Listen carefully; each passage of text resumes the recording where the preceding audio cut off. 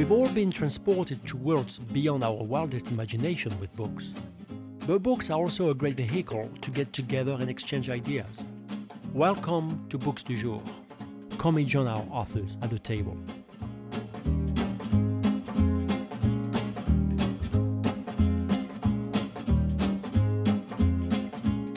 Welcome back to Books du Jour. We're still at ThrillerFest Day 2, and the guest I've been wanting to see for about 10 years now, who has been always trying to avoid me, but now he cannot because he's right in front of me. You caught me. Stine, yes.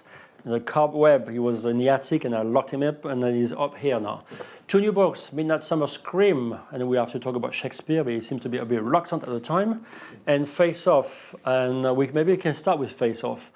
Because I feel it was very unfair, because you're the only one who's been paired against 2 other people. I need all the help I can get. Yes. The others could handle it with just 2 authors. 2 authors, yeah. Yeah. They need to be 2. I had a great time working with Douglas Preston and Lincoln Child. I love their books. I'm a big fan. They're probably a fan of yours as well, no? And they've been very kind to me, yes. Their kids like my books. And I just, to be able to write a story with them was terrific. Face Off is great because you have all these top horror writers and they all work together on stories. Their characters meet, and it's a lot of fun. Yeah. So which one of your characters was meeting with us? I don't have any characters. Okay, I know, yeah. So I have no characters. Every book starts again. But my most popular villain is Slappy, the evil ventriloquist dummy. Mm-hmm. Who comes to life. Okay. So I thought it would be funny to take the real world that Doug and Lincoln do with Agent Pendergrast of the FBI and to put a ventriloquist dummy into that scene. And that's what I did in the story. Okay. Everything happened via email with a phone conversation? You came up with the outline and they responded to it? We did. No, I never collaborate. So okay. It was interesting experience for me. I don't, not since my TV days, I don't collaborate. No, I know, yeah, you write by yourself. But most writers tend to write by themselves, right? Yeah. I mean, I don't really understand how people collaborate. I don't know how they work together. There's an author that writes these, Charles Todd, who writes these great mystery novels about Inspector Rutledge of Scotland Yard, right after World War I. Oh, yeah. And they're wonderful. And Charles Todd turns out to be a mother-son writing team. That I don't understand. Well, you don't know my mother, but that I don't understand at all. That I don't know how they would do it. And I actually met them, and I said, how do you write these books together? They don't even live in the same state. They said, we just discuss it chapter at a time. We talk about it, and then we write it. I thought, whoa. Were they interesting? How they do that. Yeah, it was. Well, I find that interesting that, they don't really plan it ahead. They're very tangled mysteries. They're wonderful, wonderful books. Charles Todd. But this one, Doug said, you come up with the plot and we'll write the story. So I wrote a story, and then they wrote it, and then they sent it back to me, and I did some rewriting, and it was great. And that was it. It was effortless. So let's talk about Shakespeare now. So me and Shakespeare. You and Shakespeare, you're the bard of New York, right? Yourself, you're as prolific as he was. Yes. Why Midnight Scream? So obviously you're very driven by titles. I know that about you. Totally driven by titles. I have to. I see most authors work the complete opposite of me.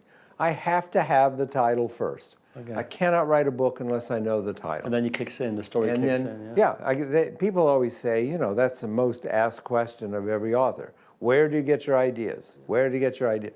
Everyone asks it. Every fan letter that I get from kids starts out, Dear R.L. Stine, my teacher is forcing us to write to an author, and I chose you.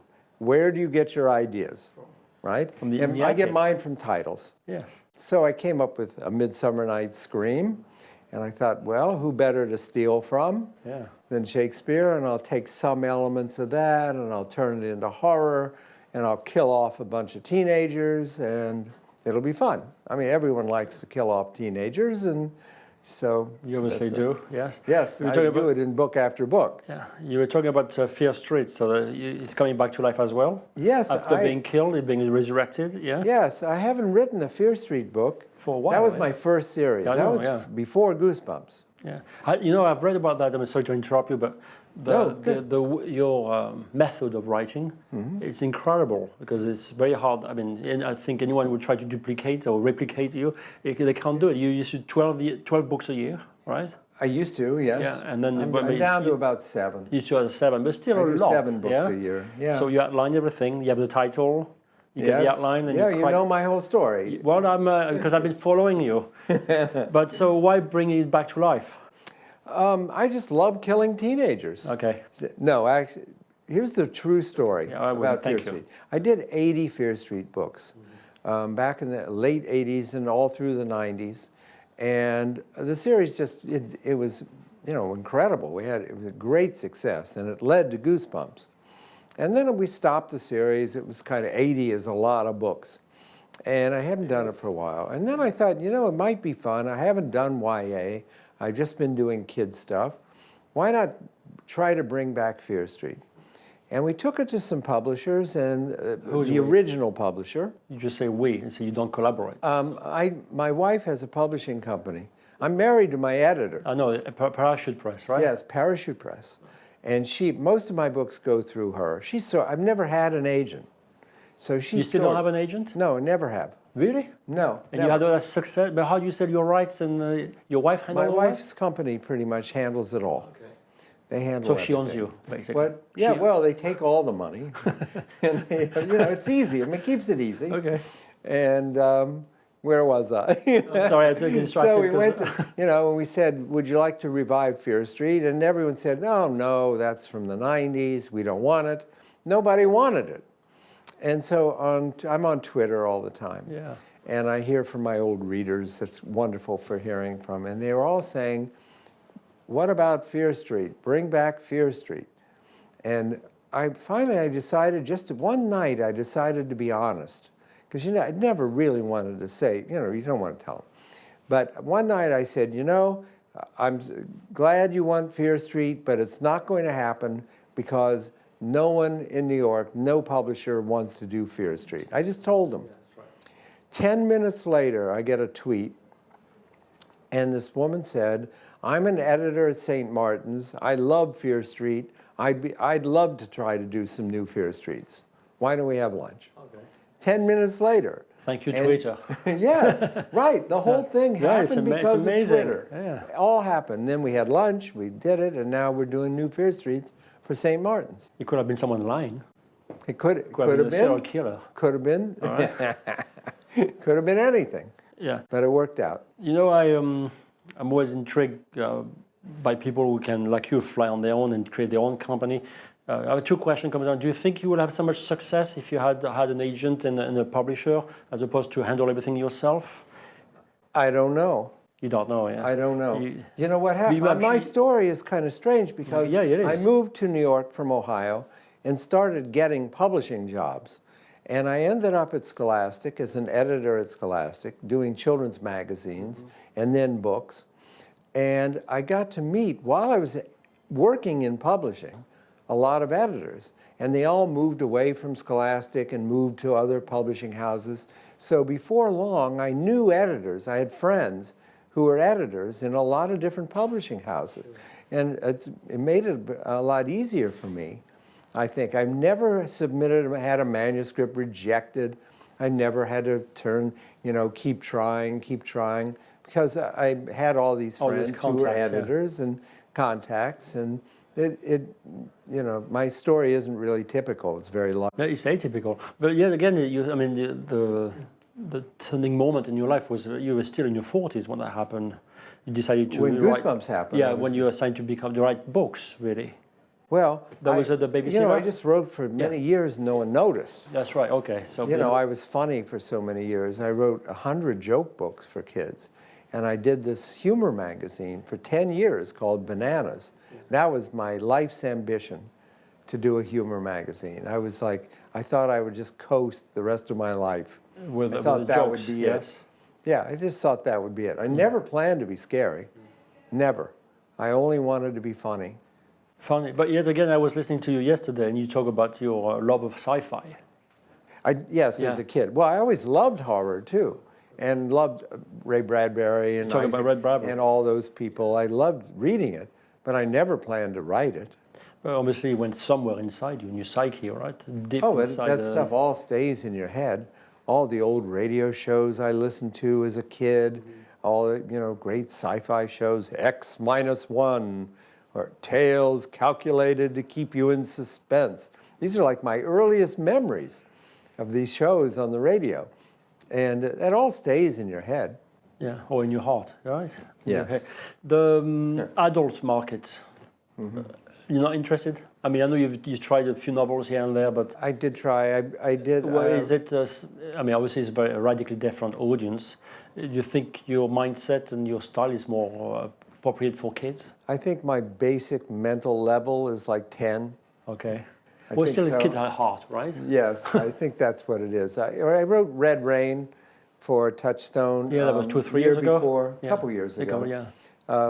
For an adult market, but people don't want me to be an adult author. Yeah, you've been They just pigeonholed. don't. They don't want that. Yeah, I am pigeonholed. Do you want to? I love being pigeonholed. No, but do I'm you want lucky. do you? No, I don't enjoy it as No, much. I shouldn't say that on television, but Well, I don't really understand why anyone would write for adults. Okay, because Kids are such a great audience. They're a wonderful, enthusiastic audience. Yeah. You hear from them constantly. I get so much mail and You do? great letters from kids. Oh, hundreds of letters. Adults don't have time to write to an author. so how many assistants do you have? You're opening mails every day. Do you read I have everything? an assistant. No, you don't read everything. but... I read all the funny ones, Okay. and I read, things that need attention and that kind of thing. You never thought about doing books of your kids' letter and your response to them? No, I haven't. I get great letters. Okay. You know my favorite letter. I always tell my favorite letter. I've heard so many. You can In tell our all audience. these years, Yeah. my favorite letter is Dear from a Boy. Yeah. Dear R.L. Stine, I've read 40 of your books, and I think they're really boring. The best one. It's perfect, right? Yes, It's yes. a perfect letter. So Fear Street, when it comes out, how many books are we talking about? Six new ones. Brand new ones. It's already And written? books are longer these days. They That's one are thing demanding that's really them? changed. Yeah. The old Fierce, people want long books. I always thought people like short books. Because they were sure like 25,000 words or they were- 30,000? Yeah, I don't know. We used to go by pages. Okay. And Fear Street was 150 pages. That was it. Big And now- letters, though, yeah. No, not such big letters. Big It was letters. 150 pages. Okay. Oh. And now the new Fear Streets are like 270 pages. A lot more. Oh, wow, yeah. A lot So more it's like- story. Okay. And so you can delve a little deeper and do a little more characterization and that kind of thing. More intensive writing, more like for adults, really. Almost. Yeah. It's, It's like they call 50,000 young, words. new is- adults, yeah? 50,000 Yeah. words is pretty, that's half an adult book. Yeah, so 6 books is not 6 months, obviously. If it has to be 270 pages. These are hardcover too. Okay, so no it has one to wants be- paperbacks. I'm a paperback guy. I love paperbacks. 'Cause you But can no, just the put in your bookstores bag, don't yeah. want them anymore. Yeah. So everything has to be hardcover. Mm-hmm. So they'll come out 1 or 2 a year. The publishing industry is changing a lot. The e-books have changed the landscape. Amazon has changed the landscape a lot. Yes. Do you feel like it's changed your public as well? Change the public? Your audience, No. your readers? No, it hasn't trickled down that much to kids. Very few of them. Parents don't want to spend $500 for an iPad for their kids. Yeah. So they don't read that much. It'll happen, but it hasn't really affected children's books that much. It hasn't. Some, but I don't really care what they read it on. They read Provided it they on a read your book, book, or they yeah. read it on a screen. They read it on some. As long as they're reading, and kids are really reading.